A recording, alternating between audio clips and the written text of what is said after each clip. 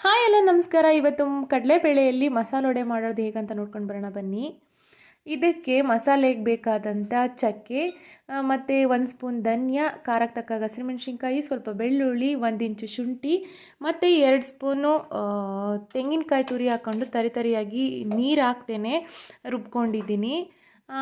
ನಂತರ ಇದಕ್ಕೆ ಒಂದು 50 ಗ್ರಾಮ್ ಕಡಲೆ ಬೀಜದ ಜೊತೆಗೆ 1/4 kg ಕಡಲೆಬೇಳೆನ ನೆನೆಸಿಟ್ಕೊಂಡಿದ್ದೀನಿ. ಚೆನ್ನಾಗಿ ತೊಳೆದ್ಬಿಟ್ಟು ಇದನ್ನು ರುಬ್ಕೋಬೇಕು. ಆದರೆ ನೀರು ಹಾಕೋಗಿಲ್ಲ. ಒಂದು 2 ರೌಂಡ್ ಡ್ರಿನ್ ಅನಿಸಿದ್ರೆ ಮುಗೀತು. ಕಾಳುಗಳು ಪೂರ್ತಿಯಾಗಿ ರುಬ್ಲೇಬೇಕು ಅಂತ ಏನಿಲ್ಲ, ಸ್ವಲ್ಪ ಕಾಳಿರೋ ಥರ ಅರೆಬೆರೆ ಅಂತಾರಲ್ಲ ಹಾಗೆ ಒಂದು ತಿರುಗಿಸ್ಕೊಂಡು ಇನ್ನೊಂದು ಸಲ ರುಬ್ಕೊತೀನಿ. ಹಾಗೆ ಮಿಕ್ಕಿಳಿದ ಕಾಳುಗಳನ್ನು ರುಬ್ಕೊಳ್ಳೋದು. ಇದಕ್ಕೆ ನಾನು ನುಗ್ಗೆ ಸೊಪ್ಪು ಸೇರಿಸ್ಕೊತಾ ಇದ್ದೀನಿ. ಸಬ್ಸಿಗೆ ಸೊಪ್ಪು ನಾರ್ಮಲಾಗಿ ವಡೆ ಬೋಂಡಾಗೆಲ್ಲ ಸೇರಿಸಿದ್ರೆ ರುಚಿ ಚೆನ್ನಾಗಿರುತ್ತೆ. ನಾನಿವತ್ತು ನುಗ್ಗೆ ಸೊಪ್ಪು ಸೇರಿಸ್ಕೊತಿದ್ದೀನಿ.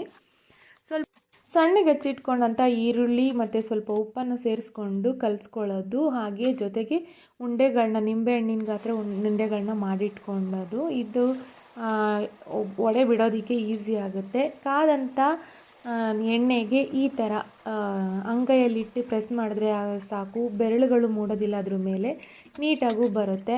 ನೋಡಿ ಚೆನ್ನಾಗಿ ಬರ್ತಾ ಇದ್ದಾವೆ ವಡೆಗಳು.